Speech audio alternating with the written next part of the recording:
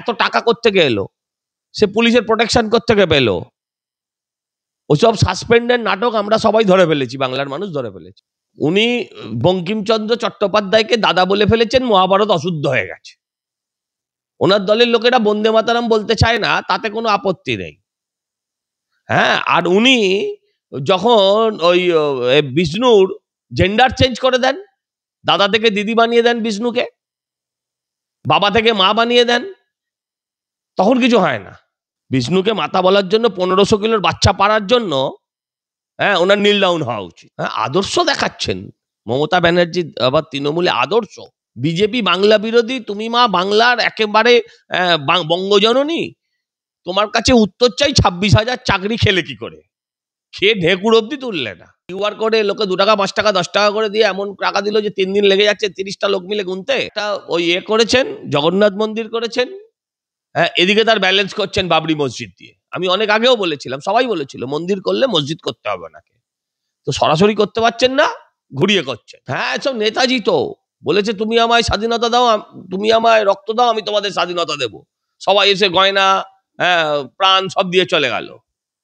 ভাবতে হবে, বাবর তো আবার কবর থেকে উঠে পড়বে সব শুনলে যে আমার নামে এত টাকা তুলছে। বাংলায় এসআইআর এনআরসি মানি না, সকলে বাংলায় থাকবেন, কেউ যাবেন না বাংলা ছেড়ে, বলছেন মমতা বন্দ্যোপাধ্যায়।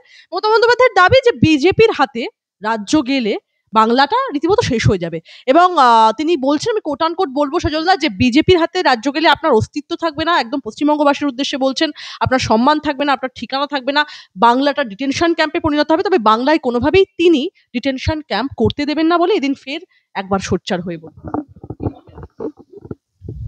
প্রথম কথা হচ্ছে এনআরসির কোনো প্রশ্নই নেই, এনআরসি হওয়ার এখন কোনো সম্ভাবনা নেই, কোনো আলোচনা নেই, এনআরসির মতন কোনো ভাবনা চিন্তাও নেই। এখন উনি প্রত্যেকবার নির্বাচন এলেই এনআরসির চাষ শুরু করেন, সেটাই করছেন, কিন্তু মানুষ আর খাচ্ছে না। দিদিমণি কেন এটা বুঝতে পারছেন না যে মানুষ ওনার এই ঢপবাজি, ওনার এই মিথ্যাচার মানুষ ধরে ফেলেছে। প্রত্যেকবার এক একটা জায়গায় মুখ খোলেন মানেই ওনার ভোট কমে, এটা কেন ওনার দলের লোকেরা বুঝছে না। ওনাকে যত নিয়ে যাবেন, যেখানে নিয়ে যাবেন, যেখানে বলাবেন, জানবেন সেখানে তত আপদ খাড়া হবে।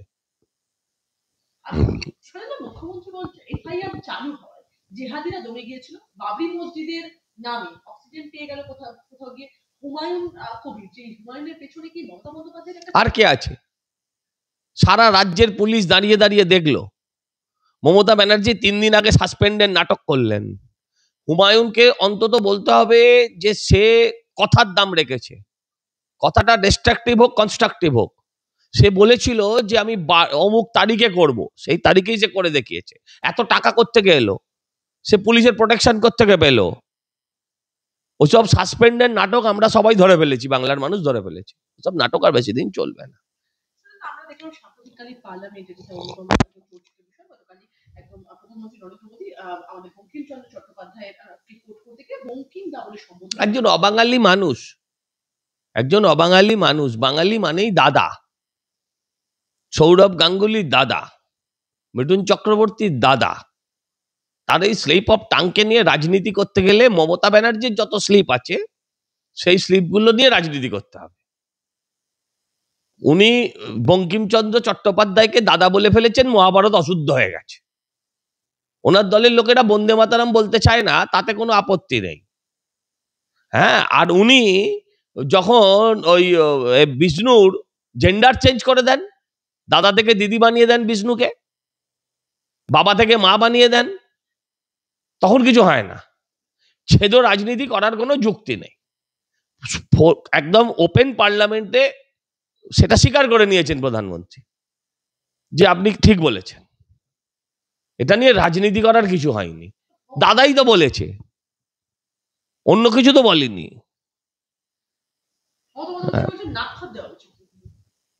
যদি ওনাকে নাক্ষর দিতে হয় তাহলে বিষ্ণুকে মাতা বলার জন্য মুখ্যমন্ত্রীকে কান্ধরোডবোস করা উচিত।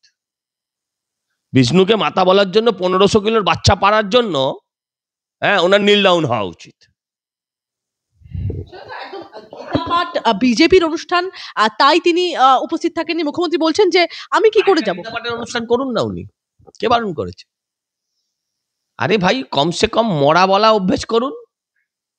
মরা মরা করতে করতে দেখবেন একদিন ওনার মুখ দিয়েও রাম বেরোবে, সেটুকু করুন না।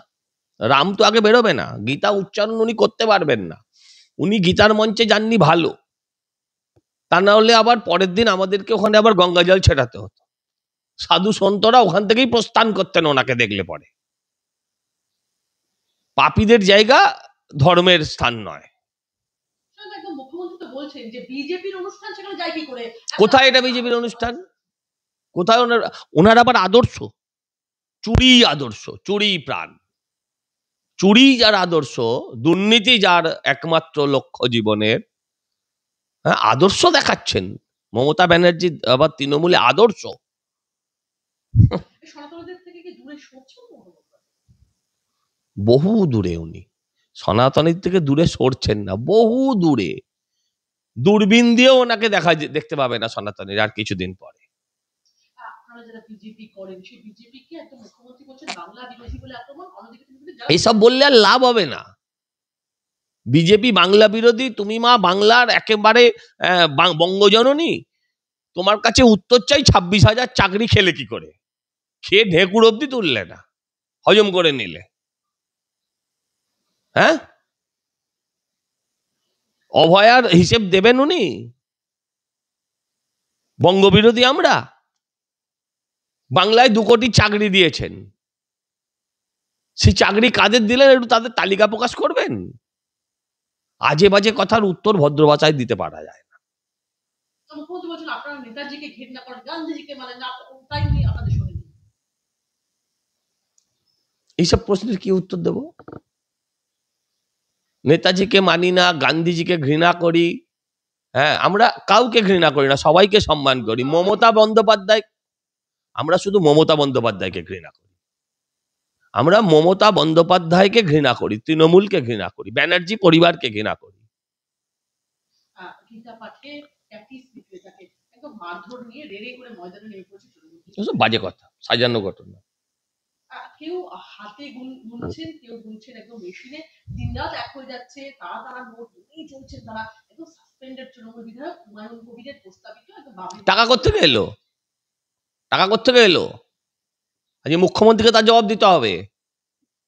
আপনি বিশ্বাস করেন কিউআর কোডে লোকে 2 টাকা 5 টাকা 10 টাকা করে দিয়ে এমন টাকা দিল যে 3 দিন লেগে যাচ্ছে 30টা লোক মিলে গুনতে? হ্যাঁ, সব মুখ্যমন্ত্রী স্পন্সর। ওদিকে একটা ওই করেছেন, জগন্নাথ মন্দির করেছেন, হ্যাঁ, এদিকে তার ব্যালেন্স করছেন বাবরি মসজিদ দিয়ে। আমি অনেক আগেও বলেছিলাম, সবাই বলেছিল মন্দির করলে মসজিদ করতে হবে ওনাকে, তো সরাসরি করতে পারছেন না, ঘুরিয়ে করছেন। 100% বলছি, মানে মমতা ব্যানার্জি করাচ্ছেন, হুমায়ুন কবির নামমাত্র, হুমায়ুন কবির হচ্ছে মুখোশ, মুখ হচ্ছে মমতা ব্যানার্জি। হ্যাঁ, সব নেতাজি তো বলেছে তুমি আমায় স্বাধীনতা দাও, তুমি আমায় রক্ত দাও, আমি তোমাদের স্বাধীনতা দেব। সবাই এসে গয়না, হ্যাঁ, প্রাণ সব দিয়ে চলে গেল। ভাবতে হবে। 6 ডিসেম্বরের পর থেকে কোটি কোটি টাকা জড়ো হয়েছে। হুমায়ুন কবির নিজে জানাচ্ছেন যে মঙ্গলবার দুপুর 12টা পর্যন্ত তার প্রস্তাবিত বাবরি মসজিদের জন্য West Bengal Islamic foundation of India নামে যে অ্যাকাউন্ট করেছে তাতে জমা পড়েছে 2,71,00,000 টাকা। আর্থিক অনুদান এটাই চলছে। সিজ করা উচিত, সিজ করা উচিত, গ্রেপ্তার করা উচিত মুখ্যমন্ত্রীর। এই টাকা সিজ করা উচিত, তদন্ত করা উচিত। এই টাকা কোত্থেকে এলো, এই টাকা কারা দিল, বাংলাদেশ থেকে এলো কি কোত্থেকে এলো, সে টাকা দেখা উচিত। জিহাদিদের টাকা, উগ্রপন্থীদের টাকা, কাদের টাকা, এই টাকা দেখা উচিত তদন্ত করে। গরিব নাকি মুসলিমরা খুব, তাদের কাছে টাকা কোত্থেকে এলো? কেউ নাকি 80 কোটি টাকা দেবে বলে দিয়েছে। বাবর তো আবার কবর থেকে উঠে পড়বে সব শুনলে যে আমার নামে এত টাকা তুলছে। তৃণমূলীরা সব জায়গা থেকে টাকা তোলে, এখন মসজিদের নামে তুলছে। তৃণমূলীদের কাজই হচ্ছে তোলাবাজি, এখন তারা মসজিদের নামে তুলছে। এই হচ্ছে তো। বিজেপির সংখ্যাসুর লঘু সেলের নেতা আলী আফজাল চাঁদ সেও হুমায়ুনের মঞ্চে গিয়ে বলছেন লড়কে লেঙ্গে বাবরি মসজিদ। কে? আলী আফজাল চাঁদ কাদের লোক? বিজেপির নেতা তো। আমার জানা নেই এই বিষয়টা। বিজেপিতে যোগদান, যদি কেউ গিয়ে থাকেন তার বিরুদ্ধেও অ্যাকশন নেওয়া উচিত। হ্যাঁ, নিশ্চয়ই। লড়কে লেঙ্গে পাকিস্তান শুনেছি আমরা, লড়কে লেঙ্গে পাকিস্তান শুনেছি। সেটাকেই তো মডিফাই করা হয়েছে, যেই হন না কেন। শেষ প্রশ্ন একটা আপনার কাছে, বিজেপিতে যোগদান করার কথা হচ্ছে রাজন নাহাদারের, গতকাল এমন একটা খবর সকাল থেকে একটু সমস্ত বড় বড় সংবাদ খবর আপনার, খবরের দায়িত্ব আপনার, খবর আপনার, খবরের দায়িত্ব আপনার। এরকম খবর আমি দিইনি, আমি পাইও নি, তাই এসব খবর নিয়ে আমি কিছু বলতে পারবো না। না, আমি একটা প্রশ্ন করবো আপনার কাছে, যে আমি গতকাল আমি যোগাযোগ করেছিলাম প্রান্তিক বাবুর সাথে, রাজন্না দেবীর হাজবেন্ড, আর তিনি বললেন, আমাদেরকে জানালেন যে বিজেপির সঙ্গে তাদের কথা হয়ে গেছে, কিন্তু কবে জয়েন হবে সে নিয়ে কিছু এগোয়নি। কবে জয়েন করছেন প্রান্তিক রাজন্না, যদিও রাজন্না প্রান্তিককে পথে বসিয়ে দিল বিজেপি বলছে। আচ্ছা, তৃণমূল কি বলছে তাই নিয়ে এত চিন্তা ভাবনা কি? রাজন্না প্রান্তিক তো আগে থেকেই পথে বসেছিল, তাহলে তো তারা তৃণমূলেই থাকতো। তৃণমূলের লোকেরা ওর রাজন্যার ছবি নিয়ে নোংরামি করে বেড়ালো, আর পথে বসালো বিজেপি। বাহ বাহ বাহ বাহ। খাটে বসালো হচ্ছে তৃণমূল, পথে বসালো বিজেপি। বাহ বাহ বাহ। কিসের প্রতিশ্রুতি? সেটা রাজন্না বুঝবে, সেটা প্রান্তিক বুঝবে, আর সেটা বিজেপি বুঝবে। সেটা ওদের কি যায় আসে বলতে পারবো না, দল বুঝবে, এগুলার দলের কমিটি আছে।